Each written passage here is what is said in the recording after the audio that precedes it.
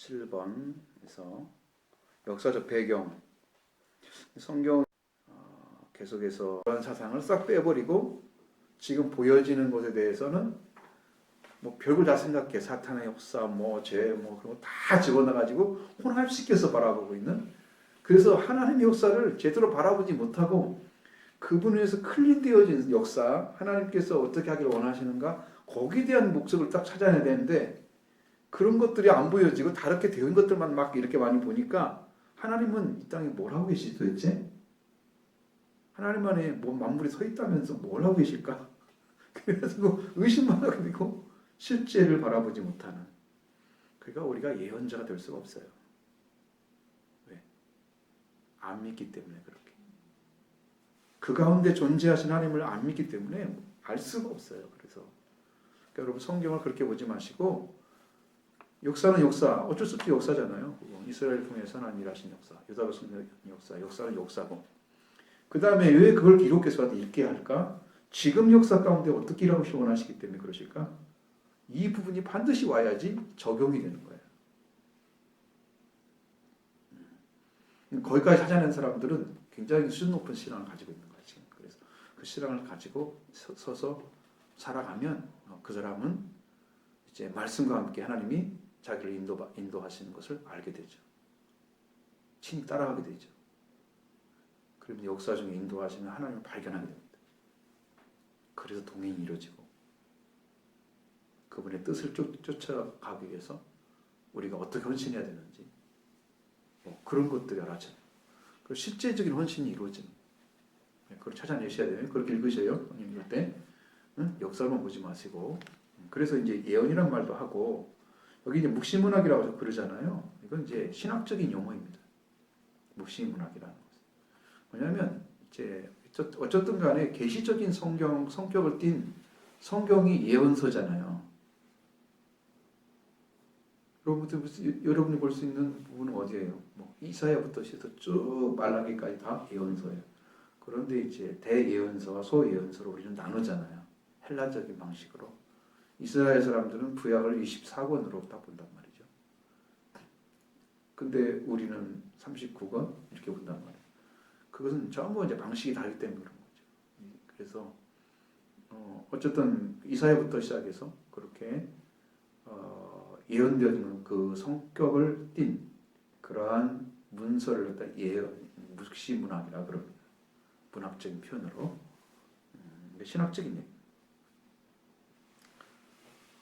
여기에서 그렇게 이제 하나님께서 보여주는 것들, 하나님의 백성들이 맡게 될 영광스러운 미래가 약속되어 있다. 그러면 여러분들이 바라봐야 될 가장 중요한 핵심은 뭐냐? 그러면 하나님이 약속하신 것입니다.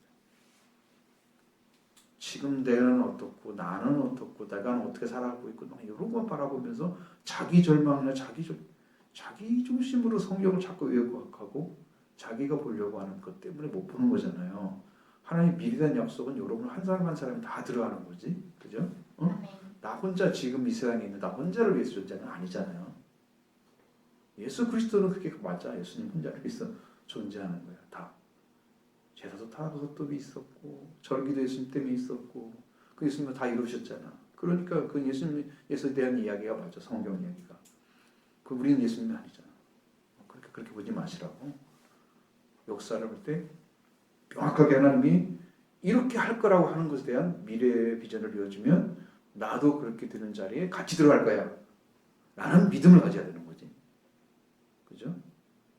그러면 나는 그 믿음에 좀 들어가서 말씀에 합당한 삶을 살아지고 있는지, 난 하나님 관계가 어떻게 되어 있는지를 확인할 수 있잖아요.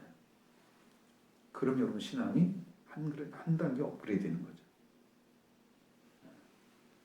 자꾸 이제 변화되는 삶이 이루어진단 말이죠.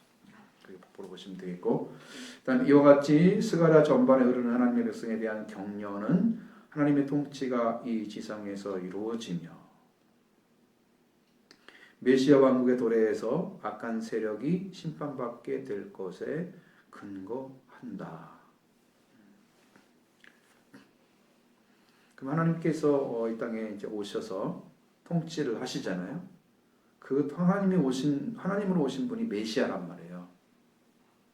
우리가 여호와 이름으로 오셨다고 그랬잖아요. 주의 이름으로 오시는 이 주의 이름, 주님이시죠. 그게 주님인데 그 퀴리오스 주님이시고 구약에서는 아도나이를 말하는데 아도나이가 여호와를 가리킬 때 이제 성문자 철자가 네 자가 있는데 그것을 너무 성스럽기 때문에 쓰지 못하게 하니까 그걸 빼고 거기다가 이제 이 아도나이라고 하는 주라고 하는 단어를 써서 하나님의 이름이 잃어버렸다. 근데 뭐 지금 뭐 찾아도 못 찾아내잖아요. 하나님 이름을 이스라엘 백성들은 알고 있었는데 역사가 흐르면서 후손들에게 전해지지 않았어요. 그게 지금 전해서 지금 다 알고 있었겠죠. 아도나이가 주란 뜻이죠. 그리고 키리오스는 구약에 그냥 신약에 이제 주를 의미하는 거고. 그렇게 되니까 이 메시아가 오셔서 메시아를 통해서 구원시켜서 그 안에 들어가서 살 수 있는 메시아 왕국이잖아요. 그와 함께 신앙을 가진 그 왕국의 도래로서 악한 세력이 심판이 받게 될. 그러면 여러분 지금 땅에 있는 존재들 가운데 지금 심판받을 존재가 뭘까요?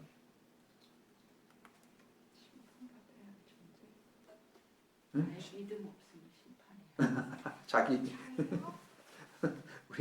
우리가 이제 이 땅에 내가 포함되어 있지만 내가 포함되어 있으면서도 불구하고 나를 중심으로 아닌 세상의 모든 사람을 중심으로 해서 바라볼 때 그들 가운데에서도 하나님의 역사를 방해하고 있는 존재들이 있단 말이에요. 그리고 마지막에 뽑아서 불에 던져질 존재가 있단 말이에요. 심판이죠.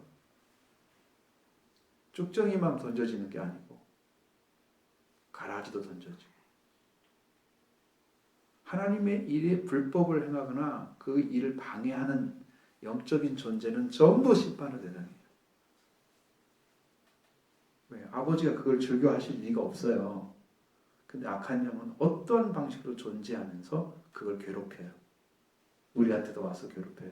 생각 하나도 바꿔놓고 막 힘들게 하는 것들을 전부 그 악의 세력이 또 우리가 하나님 말씀 따라갈 수 있도록 성령은 도우시지만 악한 영을 방해한단 말이에요. 그것들을 그냥 살려주면 안 되죠.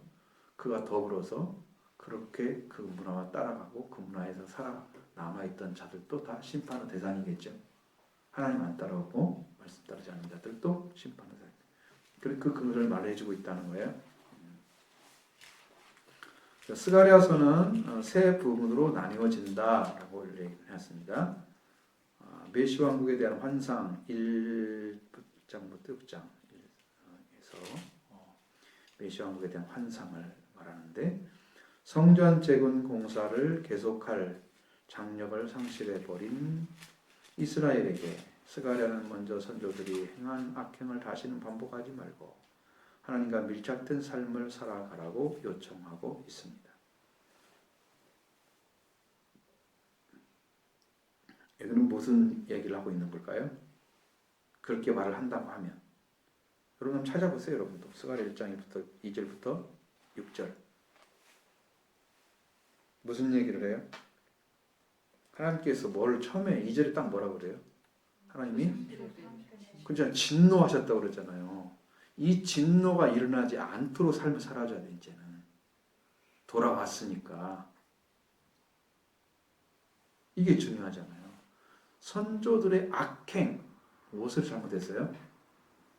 잘못된 삶, 나쁜 삶을 살았어요. 성전 건축을 하라고 명령을 했는데 그걸 중단했어요. 아니 여기는 이제 그 말이 아니고 선조들 지금 있는 사람들이 아니고 왜 바벨론 포로가 됐을까라는 거기에 포커스 맞춰 있죠. 하나님만 믿으라고 했는데 하나님을 안 믿고 이웃 종교들을 믿었어요. 우상을 네, 하나님 대신에 섬겨지는 그런 하나님을 놔두고 하나님 대신 형태를 만들어 섬기는 게 이제 형상을 만들어 놓지 말라 그런 거잖아요. 하나님을 비켜내놓고 섬기는 것이 우상이에요. 형상도 만들지 말고 우상도 만들지 말라 그러잖아요. 하나님이 있는데도 하나님처럼 섬기는 하나님을 믿으면서 누굴 섬기고 있는 거야. 이게 문제잖아요. 이 형상을 만들어가지고. 그런데 이제 하나님 없어. 그냥 이게 하나님이야. 그럼 무상이 돼버리는 거야. 그럼 여러분은 뭘 섬기고 있어요? 형상도 만들지 말라고 그랬잖아요. 하늘에 있는 형상이나 땅에 있는 땅 아래에 있는 어떤 형상도 만들지 말면 거기 섬기지 뭐 절하지 말라고 얘기하고 있잖아요. 그런 것들이요. 그러니까 하나님의 다른 걸 섬길 수 있는 마음이 열어졌다면은 지금 뭐가 사라진 거예요? 여러분이 내가 적어도 하나님만 섬겨야 돼라고 결정되어지는 신앙이 어떤 신앙이에요?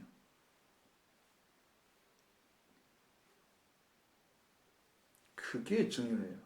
여러분 바벨론 포로로 갔을 때도 다니엘 같은 사람이 왜 하나님만 섬기겠다고 우상의 제물에 안 먹겠다고 왜 그렇게 해요? 근데 그게 대단한 일일까요? 신약으로 보면은 그 우상 섬기는데 그 음식들은 별것 아니에요. 하나님의 나는 신이 없기 때문에. 저는 아무렇지도 않게 생각을 해요. 뭐 제사 절에서 그거 이미 우리는 하나님 안에 들어가는 거라 그 물건이 우리 먹는 날 우리가 그 문제 되지 않아요.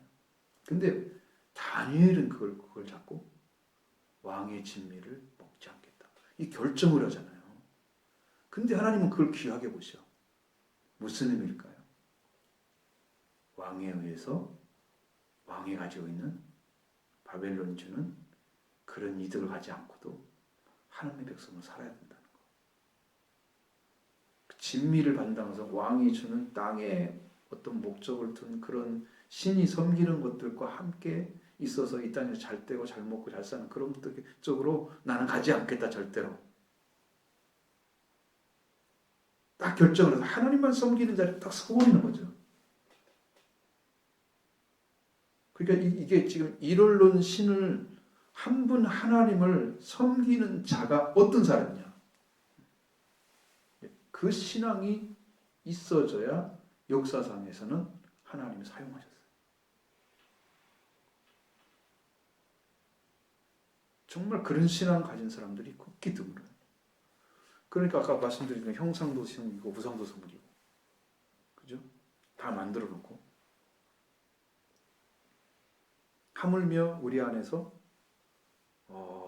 탐심도 우상이라고 그랬는데 왜 그럴까 그랬는데 이 탐심을 가지게 되잖아요. 탐심이 어디로 인도를 하냐면 우리를 육체의 삶으로 인도를 해요. 걔한테 인도해서 걔가 원하는 삶을 살아가는데 도움을 주는 존재로서 일을 해요. 걔가. 탐심이. 그래서 하나님 대신에 섬기는 것처럼 열매가 맺어져요. 육신의 열매가. 육신의 열매는 뭐예요? 멸망이잖아요. 영의 열매는 생명과 평안이에요. 그렇게 돼요. 그러니까 근데 하나님을 대신해서 섬기는 것들을 중심으로 하지 말라고 수없는 선지자를 에레미야를 읽어보면 그것이 그렇게 많이 나와. 내가 너희한테 수없이 보냈다고 얘기합니다. 너희 선조들이 이 땅에 들어올 때부터 내가 수없는 선지자를 너희가 보내서 나만 섬기라고 얘기했는데 듣지 않았지? 라고 선조들의 악행을 거기서 하나님 고발하죠. 너희 이것 때문에 망하는 거야 라고 정확하게 얘기를 해줍니다. 그러니까 이걸 반복한다는 것은 또 우리를 보관한다는 것은 얼마나 어리석은 자예요. 그래서 그걸 하지 않고 선조들의 악행을 따르지 않고 하나님만 섬기는 그 자리에 서야 되기 때문에 하나님하고 굉장히 가까운 결합되어진 밀착된 그런 삶을 살아가셔야 되기 때문에 그것을 요청하는 것이 1장 2절부터 6절의 말씀이 있다. 그죠? 얼마나 중요한지 아시겠죠? 일원론 신을 신는다는 게 얼마나 중요한지 아시겠죠? 한 분만 섬긴다는 거. 다른 우상이 없다는 거. 하나님 한 분이 찾아줘야 돼요. 그래서 나한테. 그게 진짜 믿음이에요. 그러면 하나님 대신 예수 그리스도 오셨잖아. 하나님 자리에 오셨잖아. 똑같이. 그럼 예수님의 말씀을 따라서 자기를 부인하고 십자가 지고 따라가면 우리가 예수님이 이루신 그 구원의 능력을 다 사용할 수 있게 되는 거예요. 부활도 이루어지고 우리가 영생 얻는 생명도 갖게 되고 은은 당연히 오게 되고 예수님이 우리한테 주고자 하는 열매, 온갖 열매를 다 가질 수가 있게 되는 거예요. 그래서 예수 그리스도 한 분을 따라가라고 또 이야기하는 거죠.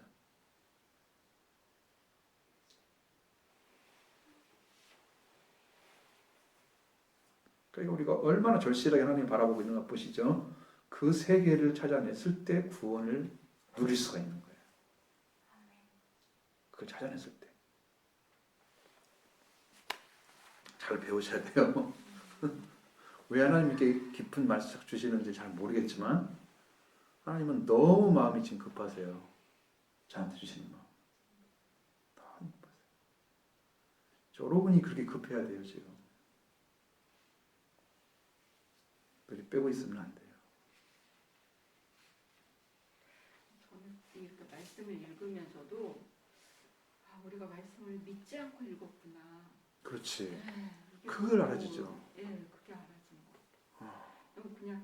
그냥 역사서를 읽었지 하나님의 말씀을 이렇게 해주셨는데 그 말을 믿지 않고 읽었구나. 그렇지. 그게 왜냐면 왜 의무적인 것도 있잖아 하나님이라는 게. 근데 우리 성경을 읽을 때는 아까 말씀드린 것처럼 정확하게 하나님으로부터 그 역사에는 반드시 필요하게 주신 거란 말이에요. 그죠? 그리고 성경은 더 이상 만들지 않잖아요.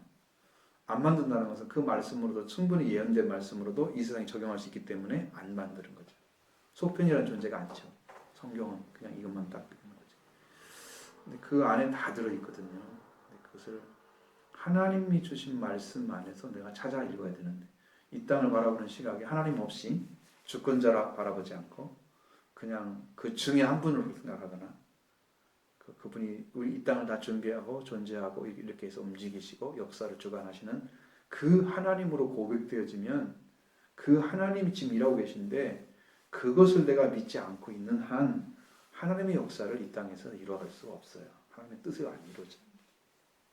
성경도 하나님 주신 말씀이야라고 했을 때 그분이 누구야? 그분이 어떤 분이야? 나에게 왜 이 말씀을 주셔? 역사에는 왜 이 말씀을 주셨지? 나는 어떤 나를 그 자리를 찾아서 채우기만 태워진단 말이에요. 그런데 내가 그 말씀을 읽으면서 내가 서열자 찾는 어떤 관계에서 이분들이 복을 받고 어떤 관계에서 저주를 받고 멸망을 당했는지 알 수 있잖아요. 그럼 하나하나가 영으로 알아질 때 영으로 알아진다는 말을 잘 쓰셔야 되는데 하나님의 영으로 오셔서 그 말씀이 여러분에게 다시 선포되는 거. 알아졌을 때 그때 여러분이 그걸 먹고 마시는 거죠. 그게 정말 꿀같이 단 생명의 말씀이 되는 거죠. 그걸 지금 주시는 거죠. 말씀 안에서는 계속 주고 있지만 우리가 이제 그것을 소화시키는 능력이 이제 더 새로워지면 그 뭐냐면 여러분이 성경을 알게 될 때 예수 그리스도 속죄와 부활이 오잖아요. 그럼 거기서 뭐가 오냐면 이해력이 터져요. 이해력이 굉장히 우리가 지각하는 능력이 없다고 그러잖아요. 지각하는 능력, 이해력이 밝아져요. 새로워져요.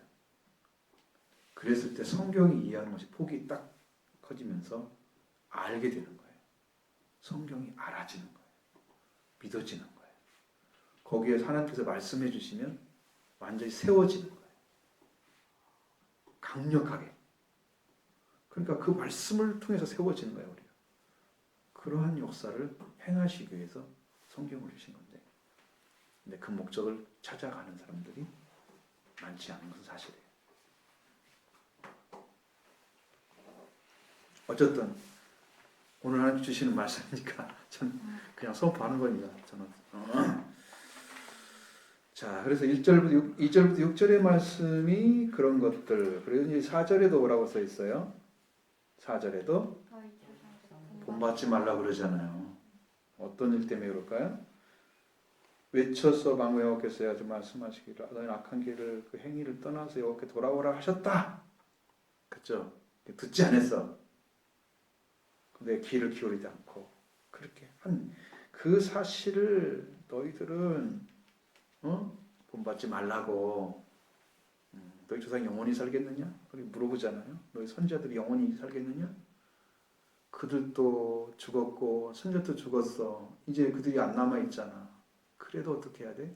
그러니까 너희들은 선자들이 명령한 법도가 아직 어찌 조상들에게 임하지 아니하였느냐 다 말씀하셨고 얘기했는데 어떻게 했을까? 그들이 돌이켜 이렇게 만군의 여호와께 우리 께서 우리 길대로 우리의 행위대로 우리에게 행하시려고 뜻하신 것을 우리가 의행하셨도다 하였느니라.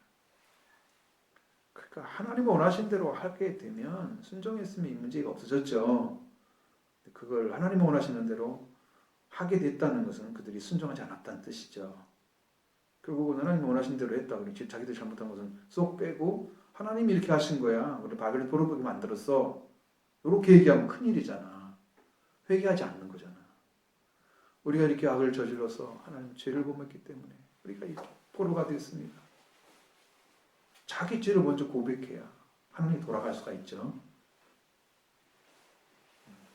그 얘기를 쭉 하고 있는 거예요. 일단은 그리고 이런 서론적인 언급은 이어 나오는 8가지 환상과 상징적인 행동을 보여주는 동기와 그 해석 원리가 무엇인지를 밝히는 주요 관건이 됩니다.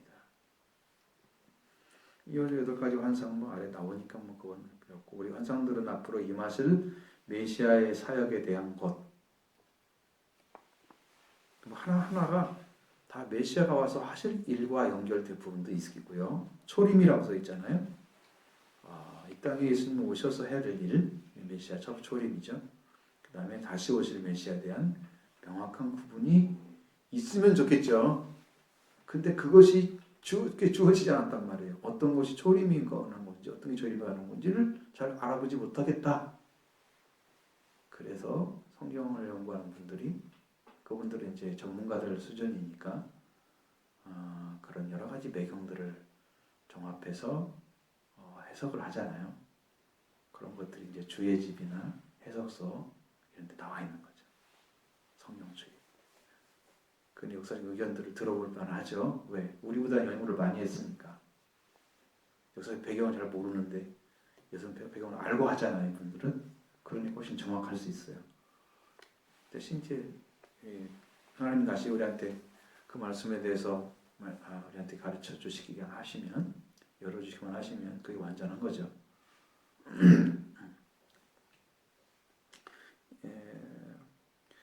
그래서 그 과정이 생략된 채 결과만이 보여지는 것이므로 해석하는 데 상당한 어려움이 있다. 왜? 실제로 이루어지지 않은 상태에 있는 것들을 어떻게 해석해서 낼 것인가? 그때는 어려웠겠죠. 실제로 적용하는데. 그러면 지금은 다 이루어진 상태에서 바라보기 때문에 훨씬 더 정확하게 알 수 있죠. 왜? 신약도 다 나와 있잖아. 예수님 이룬 것도. 그러니까 보기가 훨씬 편한 건데 당시에는 이거 알아들을 수 없을지도 몰랐어요. 그렇죠? 메시아 오시면 이럴까? 이런 걸 할까? 진짜일까? 뭐 알 수 없는 어떤 그런 들이 분명히 있었을 건데 지금 와서 보면 다 알 수 있죠. 지금이야.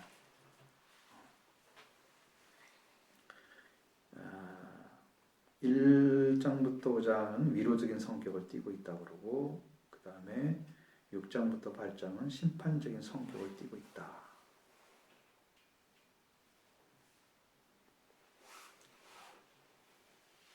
이 두 가지가 보여지고 있죠.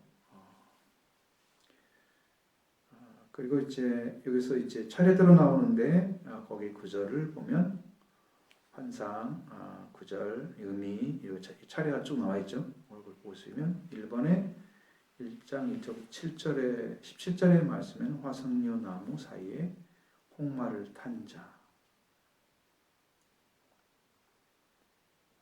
시온과 이스라엘 백성은 압제. 과거에 있었던 일이에요.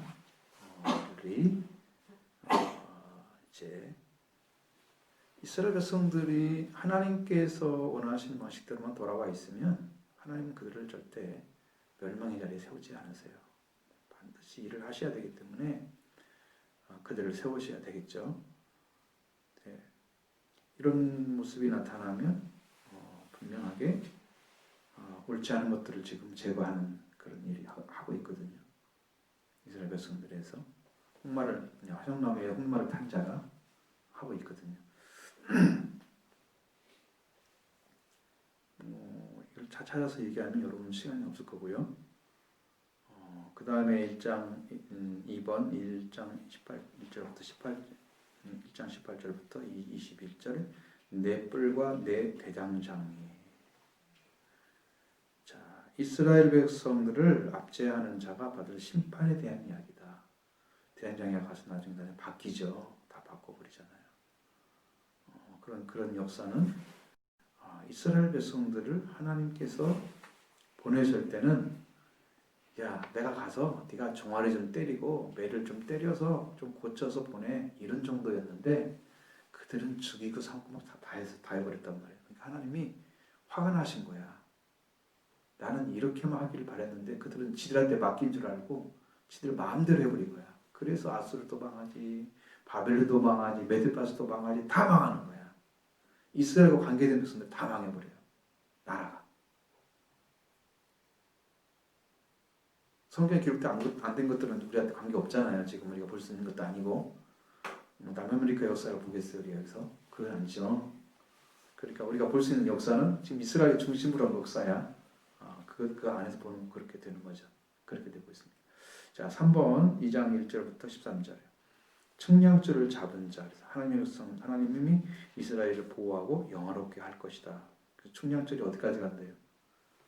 엄청 넓게 간다고 나와 있죠. 예루살렘 넘어서서 하나님께서 그걸 세울 거라 약속해놨죠. 그렇게 해서 이스라엘을 보호하고 영화롭게 할 것이다. 여호와께서. 하나님이 지켜주시는 백성들의 어떤 모습을 볼 때는 참 안위가 되잖아요. 위로가 되고 희망이 되고 그렇게 말씀하고 있고, 사도 3장 1절 10절의 말씀에는 대제사장 여호수아의 정결. 자, 대제사장 여호수아는 무엇을 상징한다고 그랬어요? 우리가 공부할 때 이스라엘. 그렇죠? 그래서 이스라엘의 정결을 의미하는 거다. 그래서 말씀드린 거예요. 이렇게 이 정결이라는 자리에 세워져 있지 않으면 의를 얻을 수가 없어요. 여러분, 정결하고 의로운 자리를 갖게 되어져야 거룩함이 옵니다.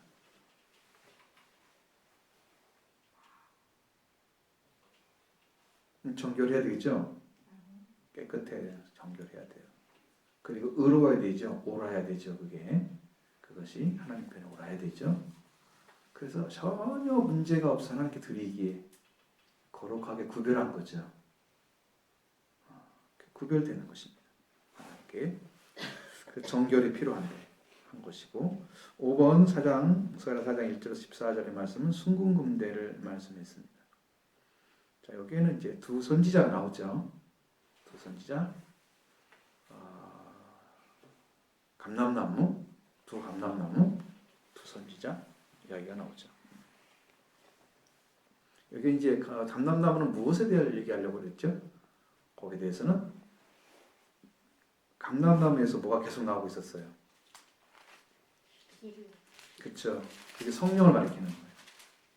성령을 예수 그리스도도 성경에서 보면 하나님의 말씀을 하기 때문에 한량없이 성령을 부어주신다 약속해놨습니다. 말씀해놨어요. 그러니까 우리가 하나님의 말씀을 하는 자들은 성령을 한량없이 부어줘야 그 말씀을 할 수 있어요. 네. 혼에 관한 말씀이 아니고 영에 관한 말씀이에요. 인간의 말이 아니고 하나님의 말씀이에요. 일단 영이 필요하죠. 하나님의 영과 말씀은 일치를 하는 겁니다. 그렇게 이루어집니다. 스룹바벨, 하나님 영이 스룹바벨과 여호수아에게 능력을 더해서 그 앞에 있는 산들이 다 무너진다고 그랬죠. 은총을 받은 자라고 말씀하시고.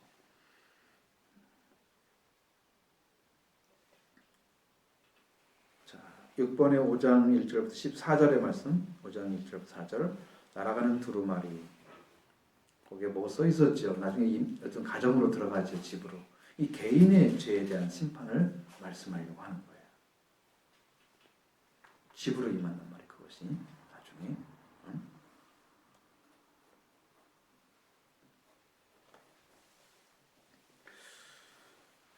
자, 5장 5절부터 11절의 말씀에는 에바 가운데 있는 여인 그랬어요. 없어질 민족의 죄. 죄가 여러분 계속 존재하게 되면 그것은 심판의 당이 되잖아요. 그렇게 되면 멸망을 받으니까 그걸 상징해서 그걸 없애버리는 것을 말씀하고자 할 때 이 에바 가운데 있는 여인을 이야기를 해놨어요. 이제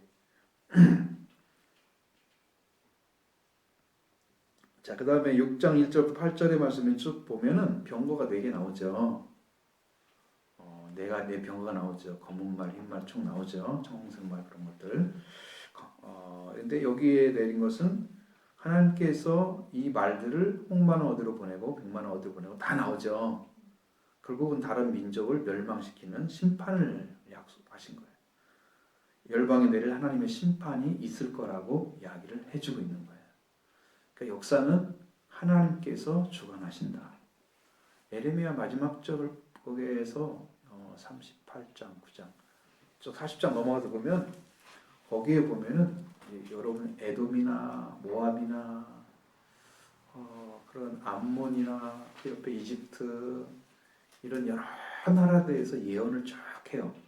마지막 예언을 해요. 너는 이랬지, 너는 이래서 이런 거야. 너희들이 이렇게 해서 교만해서 이렇게 한 거야. 너희들이 이것 때문에 내가 이렇게 멸망을 시켰어. 정확하게 말씀을 해주세요. 그러니까 하나님은 역사를 다 보고 계시는 거예요. 지금 우리한테 말씀하시지는 않으시지만 역사를 지금 다 주관하시고 보시고 계시는 거죠. 우리가 그걸 구하게 되면 아마 다 그 말씀해 주실 거예요. 그런데 말씀을 딱 들으셔서 봐라 여기를 봐라. 이와 같은 거다. 그러면 그런 유의 죄들이 있는 거죠. 그 백성들한테. 그게 예언이죠. 그 다음에 결론에서 6장 9절로 15절 말씀에서 관을 쓰는 여호수아. 이 여호수아가 누구를 상징한다 그랬죠? 바로 그리스도를 상징한다 그랬잖아요. 그렇죠? 그러니까 그리스도가 오실 거라는 것을 이야기하고 있습니다.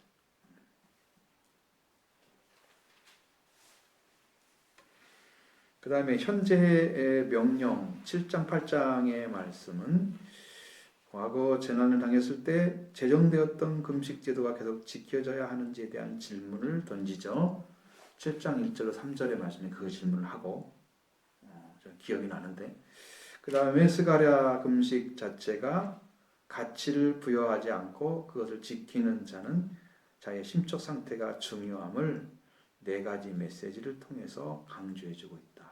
그것이 이제 7장 1절부터 4절부터 8장 23절의 말씀 안에 그 금식에 대한 이야기가 나오고 있는 거예요. 사람은 이제 재난을 당했을 때는 어떻게 돼요? 금식을 해야 되죠.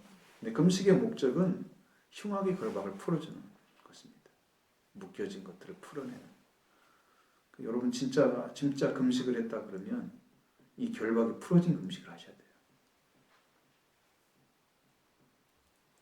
이렇게 형식적인 금식 많이 하죠. 하나님께서 그걸 들으시지 않습니다. 왜? 자기를 괴롭히지 않아. 하나님 회개하는 것이 아니에요. 민족을 위해서 자기 식음을 전폐하면서 하나님의 도우심과 인도하심을 구하고 그러면 또 저 의미가 있는데 그것도 아니고 거기다가 어떤 의미를 부여하시는 것들이 없단 말이에요. 상당히 심각한 문제를 가지고 있어요. 금식이. 그런 것들을 다 이제 제거를 해주는 건데 자, 차례 9절 내용 보시면 7장 4절로 7절의 말씀에는 헛된 의식을 배격하라. 그 내용 속에는 거기에는 금식의 형태를 띠긴 하지만 뭐가 없을까요?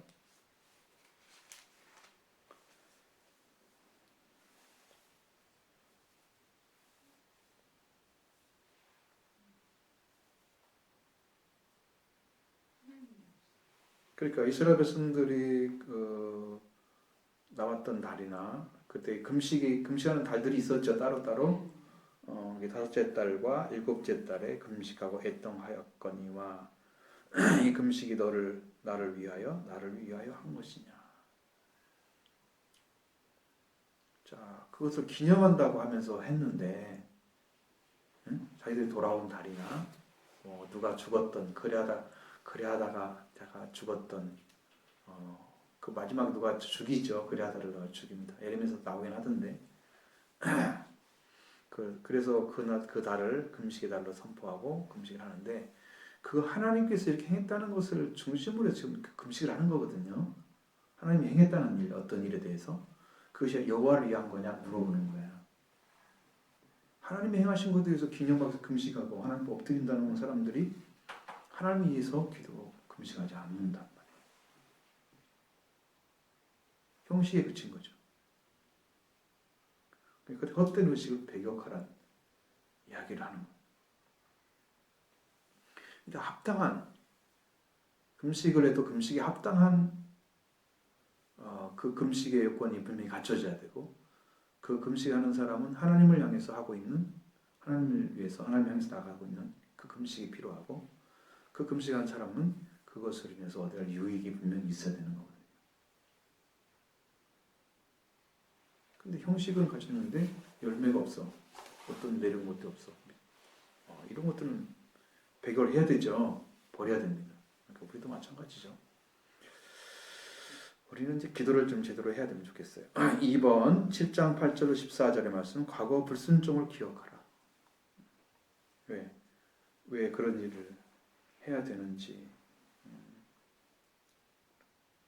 왜 과거에 이제 뭐 진실한 재판을 행해서 서로 인의 공의를 베풀고 과거와 나그네와 공평한 자를 하지 말고 서로 화해하고 마음에 동요하지 말라 그렇게 말씀하셨는데 그들은 어떻게 했다고? 그들이 듣기 싫어해서 등을 돌리지 듣지 않냐고 귀를 막고 막 이렇게 했다는 거예요.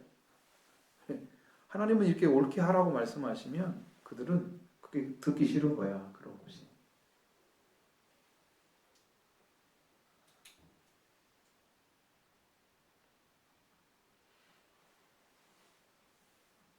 이스라엘 백성들한테 하나님이 뭐라고 지적했습니까? 광야에 있을 때 이스라엘 백성들을 향해서 이들은 뭐가 곧다고 얘기했죠. 그러니까 순종할지 모르는 그런 백성들.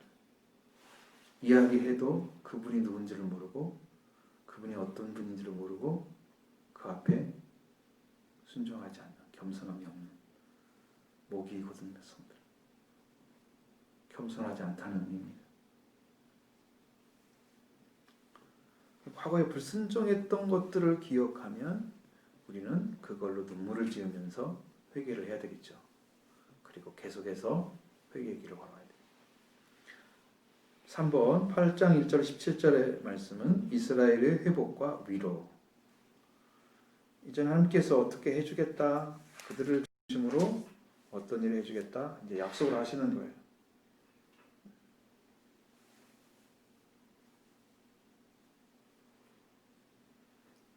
하나님께서 이제 그들에게 말씀하시는 내용 중에 예레미야를 통해 하시는 말씀 중에 너희들은 이방인의 웃음거리가 될 거야.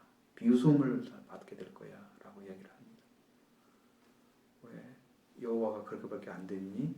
라고 비웃음 받는 그런 일들이 벌어지게 되죠.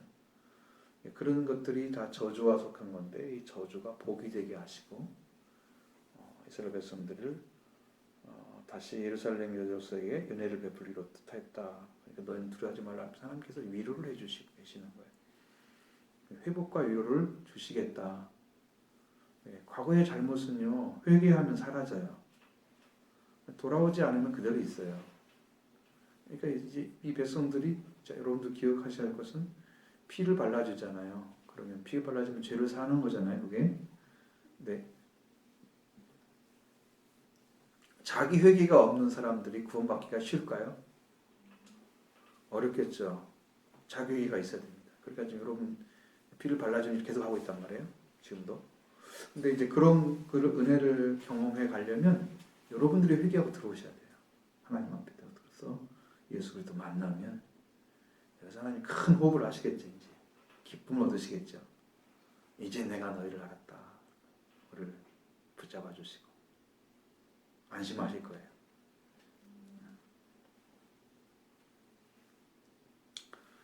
(4번) 8장 88절부터 23절 이스라엘의 기쁨이 회복될 것이다. 이렇게 해서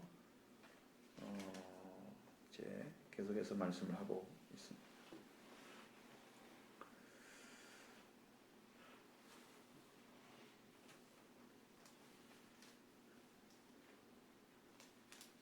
이야기를 다 하면 이게 복잡해지고 커지니까 제가 끄집어내지를 못하고 말씀을 하고 있습니다. 자, 3번 미래의 일들 9장 14장부터 14장 말씀인데 장래에 일어난 일들이 두 가지 형식으로 주어진다. 첫 번째는 경고 9장부터 11장 경고 장차 임하실 메시아의 강림과 배척에 관한 것입니다. 메시아가 오시면은 그 메시아를 그대로 받아들일 수 있을 건가? 그대로 하나님께서 원하시는 대로 그 백성들이 그대로 따라서 이스라엘 백성들이 그 구원의 길에 같이 서서 갈 수 있는 사람들인가 아닌가 이제 그것이 이제 중요한 포인트인데 이스라엘 백성들이 하나님 백성으로서 마땅한 자리를 잃어버림으로써 그러니까 예수 그리스도가 오셔도 그가 메시아인지를 알지 못하고 그를 영접하지 않거나 또 예수님이 증거해서 내가 하나님의 아들이야 내가 그리스도의 왕이야 아무리 얘기해도 받아들이지 않거나 이건 다 준비가 안 된 거잖아요.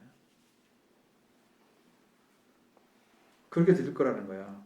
메시아 강림하셨는데 배척을 하는 거야. 말을 해도 무슨 말인지 알아들으려고 하질 않아. 왜? 나는 네가 메시아가 아니었으면 좋겠어. 어디 나사렛에서 선한 것이 나오겠어? 도대체 메시아가 그런 시골에서 나올 수가 있어? 예수님이 베들레헴에서 나왔다는 사실을 모르잖아, 이 사람들은. 태어나셨는데 성경대로. 비가서 5장 2절의 말씀대로 일어났잖아요. 그렇게 하셨어도 그분이 그분이라고 인정하지 않는 배척을 해. 버림받아. 메시아를 버리게 되면 그 다음에 어떤 일이 그들에게 오는 것이 마땅할까요? 메시아를 버렸으니까 어떤 일이 오는 게 맞아요? 그렇죠. 메시아 버림에 대한 심판을 받는 게 맞아요. 무죄한 죄를 죄 있는 자처럼 버리면 그 죄가 누구한테 가요? 범죄 행위는 반드시 이스라엘 백성에게 간단 말이에요. 그것은 누구도 막을 수가 없는 거야. 사실이야, 사실. 그래서 그 배척을 하는 것에 대해서 이야기 좀 해주는데 두 번째 경고는 11장 14장에서는 메시아의 재림과 통치에 대한 것이다. 이제 그야 신약에서는 메시아를 버렸단 말이에요. 일차적으로 임재를 재림 강림을 하셨는데 첫 번째 배척을 당하셨고 그러면서 그 백성들에게서 구원이 시작됐지만 이 구원이 이방인으로 다 넘어갔죠. 바울도 이방인의 선교를 중심으로 사도행전에서도 나오겠잖아요. 베드로 구원의 역사를 끝나면서 이제 사도 바울이 13장부터 등장을 하기 시작해서 사도 바울의 역사로 이방인의 복음에 대한 역사가 나오고 끝까지 복음 전파되는 사도행전의 그 말씀 1장 8절의 말씀이 이루어지도록 하는데 목적을 둔단 말이에요. 그러니까 그것이 이제 이방인들이 구원받는 일까지 완성되어져야 이스라엘 백성들이 이제 구원을 완성시켜서 메시아를 통해서 구원이 이 땅에 완성되면서 이제 하나님의 어떤 목적이 완전히 성취되는 일이 벌어져요. 그러니까 성경은 그렇게 두 가지로 버림받는 메시아와 다시 오셔서 심판하시는 메시아 나오는데 그러면 두 번째 오실 때는 첫 번째는 구원을 위해서 오셨지만 두 번째 오실 때는 심판을 위해서 오시는 거예요. 완전 정반대의 재림이시란 말이에요. 그러니까 그때는 이 죄를 범해서 죄 가운데 있는 자들 위해서 오신 그 예수야가 이제는 죄를 구원할 수 있는 기회를 충분히 주시고 마지막까지 채우시고 그 원하시는 자들이 다 들어올 때 채우시고 그 다음에 이제 마지막 오시니까 그때는 심판을 해도 아무도 핑계할 수가 없게 하시기 위해서 완전한 시간을 주시고 지금도 주고 있거든요. 시간을 딱 주신 다음에 이제 이게 끝이다. 그때는 누구도 왜 나를 구원 못하게 하셨느냐, 못 받게 해줬냐고 물어볼 수 있는 사람이 아무도 없어요. 핑계 댈 수가 없게 만들어줘. 지금 복음을 전해주고 그렇게 좀 전해주고 있어요. 지금 이제. 자, 구분 보겠습니다. 첫 번째 경고 보면 9장 1절로 8절의 말씀 이웃나라는 멸망했으나 이스라엘은 보호된다. 철저하게 그렇게 하십니다. 에레미야도 딱 그게 나오는 게 저는 아주 충격적으로 받아들였는데 에레미야가 내가 너 봤지? 모든 나라가 망해도 너희들은 내가 망하지 않게 할 거야. 딱 그 결정을 해줘. 야, 그래서 이스라엘이 위대하구나. 하나님이 약속이 있는 나라야. 그 2000년 가고 세월이 있는데도 불구하고 안 없어져. 그 민족이 안 사라져. 지구상에서. 어떻게 하든 미국의 뭐 어디 프랑스, 영국 어떤 나라를 통해서 다시 나라를 찾아줘. 역사적으로. 땅도 아닌 것 같은데 들어가 자기 나라를 세워. 좀 그러고 있잖아요. 그 나라가 세울 줄 아무도 몰랐죠. 물론 총칼로 지키고 있어요 지금도. 네. 언제든지 싸울 수가 있다. 다 성경에 보면은 이스라엘을 중심으로 세계가 움직인다는 걸 알 수 있어요. 하나님은 그렇게 움직이고 계셨어요. 그래서 이스라엘을 어떻게 짓밟으려고 하고 어떻게든 이스라엘은 하나님 중심으로 승리해야 되고 이 싸움이 역사적 싸움인 거예요. 역사 이스라엘 백성들이 버림받게 될 때는 그렇게 부상을 당했기 때문에 그렇지 하나님은 대부분 다 보호해 주셨단 말이에요. 자, 그래서 이스라엘은 보호된다 그랬어요. 그 다음에 9장 9절 10절에는 메시아께서 시온에 임한다고 말씀하셨어요. 그럼 만약에 이제 여러분들에서 또 예수님이 어디 오시냐고 물어보면 어디 온다고 말을 해야 돼요? 감람산 아시죠? 시온이 있는 감람산 거기에 양발 딱 서고 계신다 그러잖아요. 근데 그런 사실을 인정하지 않고 뭐 며칠 날 오니까 흰 옷 입고 어디 산에 모이라 그래가지고 우리나라 그런 거 많이 했잖아요 과거에. 그렇게 우리 민족만 위해서 오시게 되면 안 되죠.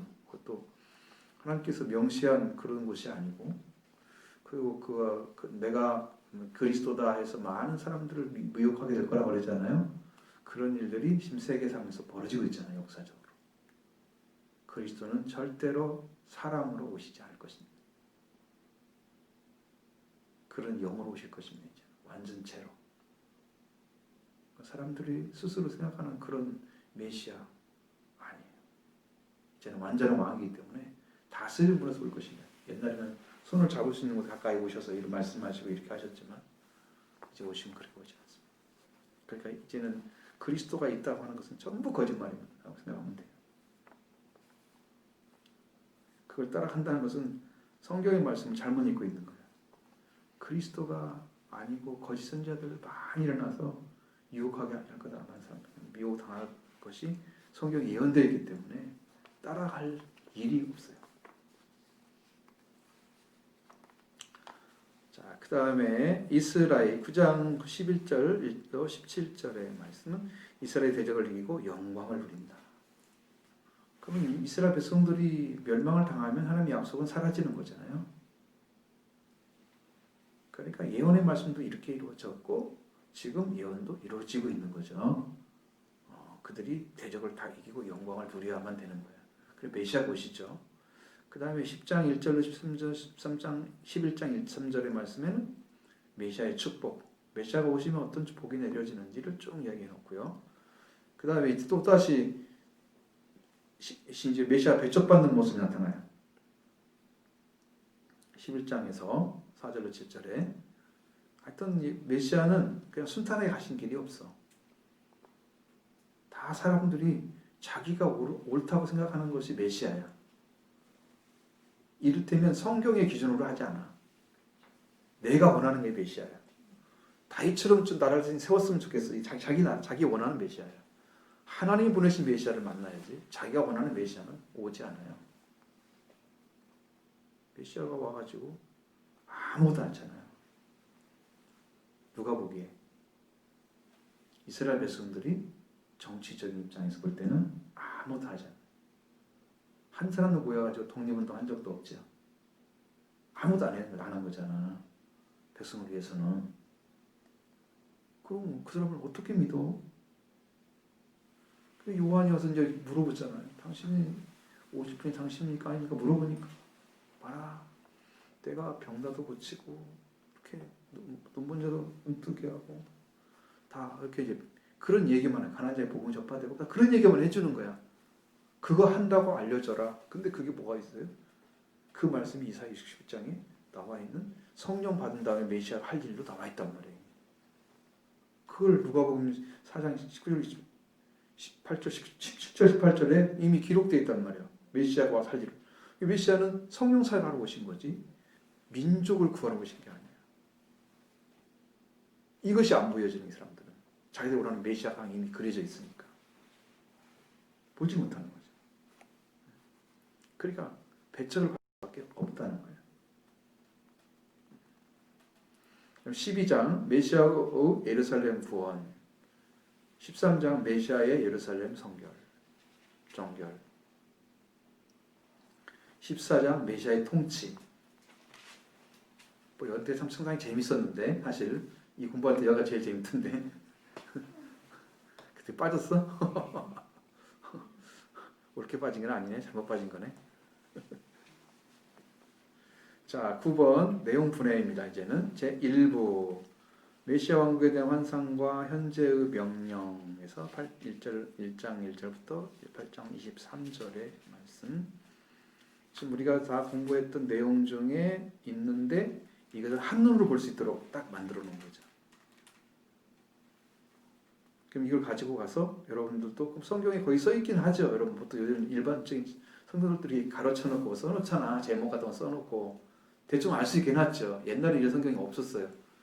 그냥 옆으로 쭉 써 있었어. 성경만. 그런 책 읽고도 은혜 받았어요. 지금은 한자도 하나 안 나오지만 말도 다 많이 고쳐놔가지고 알아듣기 쉽게 해놨는데.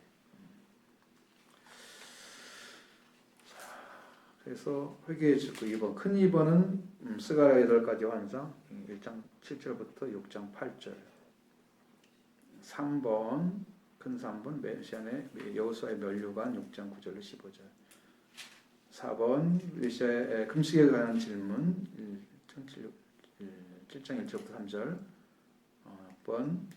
5번 그 스가랴 4가지 메시지 7장 4절부터 8장 23절 제2부 미래의 메시아의 도래 9장 1절부터 14장 21절까지 배척받는 메시아 1번 큰 1번에 둘째는 메시아의 통치 이것이 이제 지금까지 쭉 말씀드렸던 내용들이죠.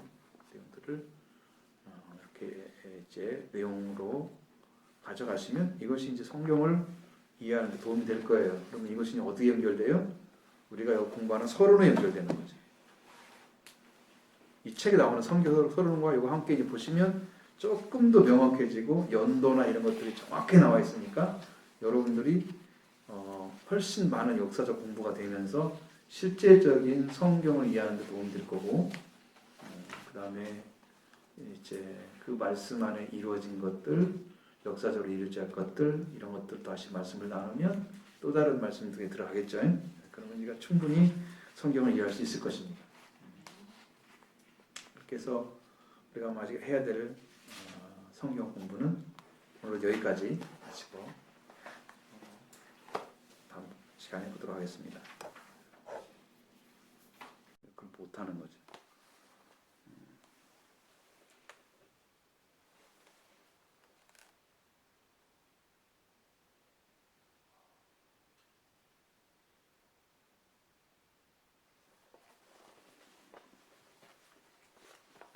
왜 듣는지 안 듣는지 잘 모르겠네 지금 이 소리가.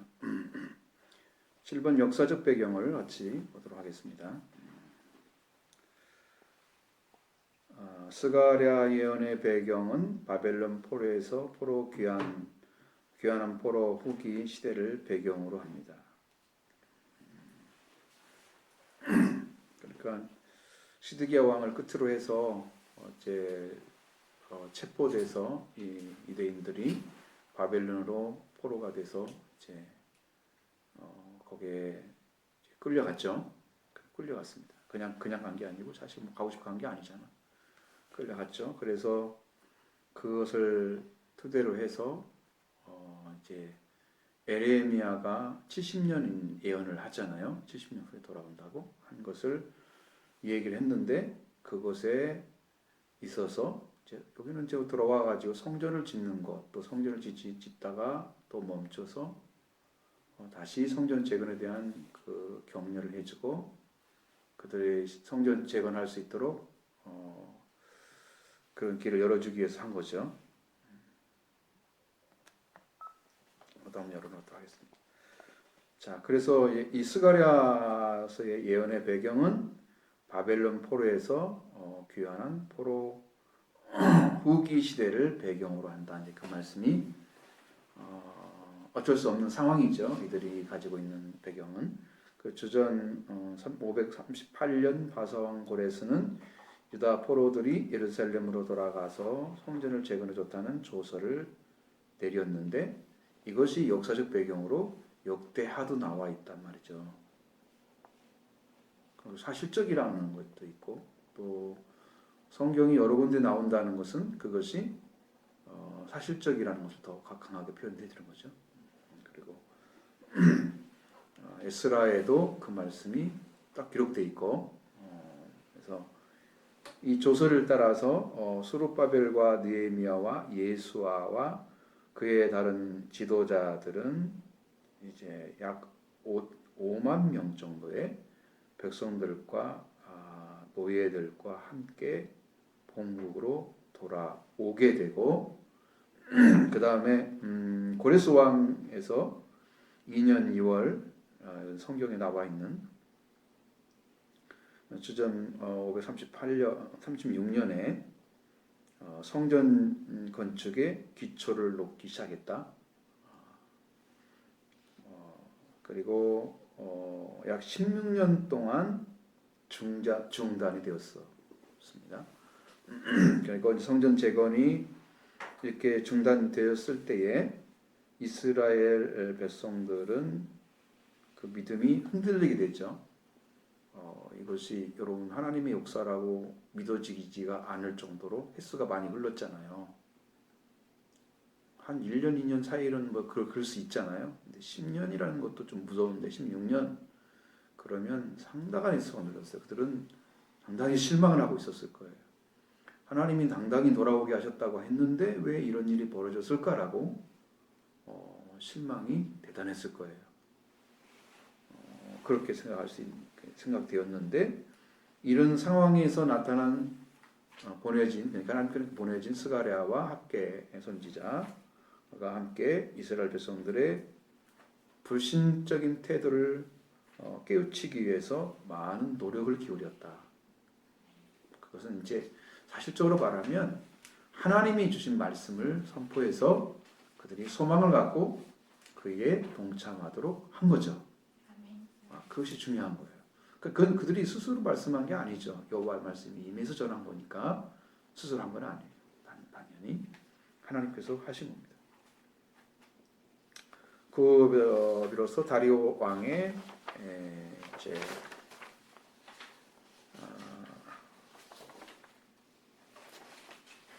다리오 왕이 새로 즉위를 했습니다.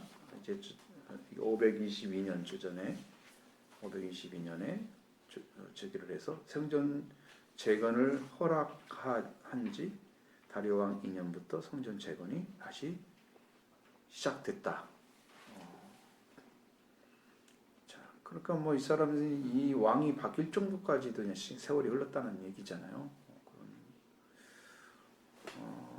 어쨌든 역사의 배경이 있어서 그렇지 상당히 큰 위기입니다. 만약에 그 성전이 지어지지 않았다 그러면 스룹바벨이 안 지어졌다 그러면 이스라엘 백성들은 중심이 없었을 거예요. 신앙의 중심이. 그럼 메시아 오심에 대해서도 맞이하기가 굉장히 어려웠을 것입니다. 근데 여기에서 이 다리오 왕이 나오는데요. 이 다리오 왕이 그 이스라엘의 왕이 아니잖아요. 아니죠. 예, 그 바벨론의 그 왕인가요? 메데 페르시아 왕이죠. 페르시아 왕. 그걸 한번 찾아보시면 나와요. 성경에도. 근데 이분이 즉위를 해서 이게 다시 명령이 내려져 가지고 물론 이제 이 짓고 있는 동안에 그걸 방해하는 사람들도 있지만 그걸 하기 위해서 노력을 기울인 사람도 있을 거 아니에요. 그걸 가가지고 또 얘기를 하고 이게 그게 아니다라고 설명해도 이게 좀 여러분 그 자기들이 보지 않는 한 다른 사람 말을 듣고 어떤 사람이 그 말을 들었겠어요? 신뢰가 가는 사람 말을 듣겠죠. 왕이 보냈을 때 네가 가봐라. 그랬을 때 진짜인지 봐라. 확인했을 때 그러니까 그런 사람을 중심으로 지금 보내는 거잖아요. 근데요, 포로에서. 이 이스라엘 백성이 그러면은 페르시아의 그 소국이요. 그 전에는 이제 바벨론 속국이었다가 나라가 바뀌면서 왕이 바뀌는 거죠. 페르시아 왕으로. 그렇죠. 바벨론이 망해버렸어요. 그 역사적 배경을 네. 또 그렇기 때문에 왕이 바뀌어요. 근데 성경은 이제 그런 걸 표시하지 않잖아요. 표현하지 않고 그냥 그 왕으로 써버리니까 그게 그 왕인지 이 왕인지 확인이 안 되죠. 그래서 우리가 공부할 것이 너무 많은 거예요. 사실은 역사만 배경 공부해도 6개월 공부를 해야 돼요.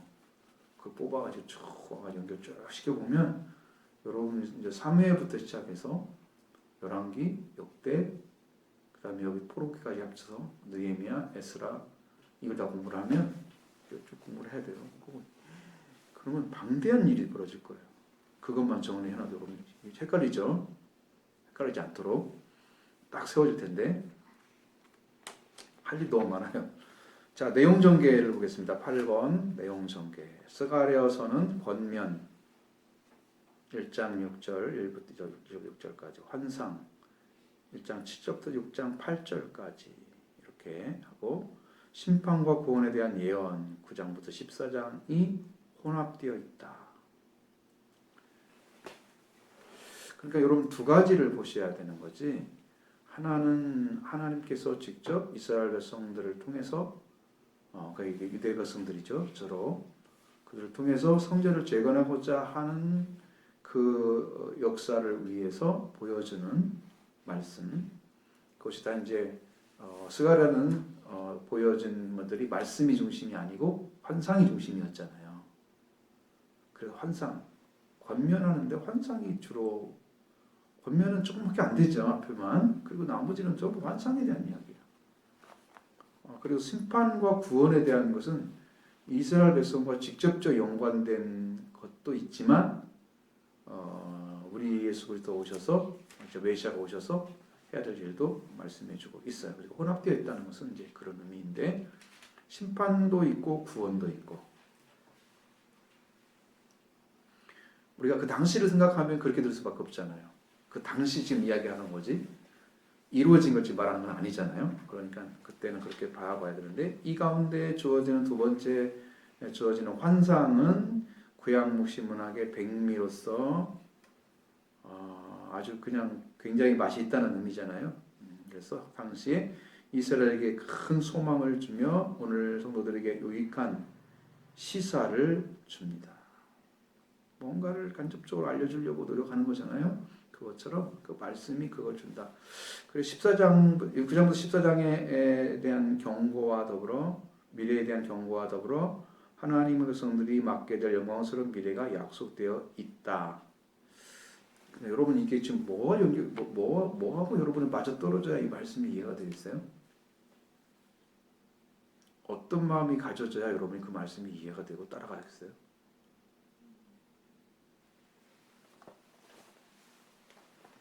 자, 예를 들어서 여러분이 어떤 성경을 공부한다 그러면 그 말씀을 어떻게 받아들여야 여러분이 유익이 되나요? 거의 내가 그 역사적인 그 가운데 들어가 있다고 생각을 했을 때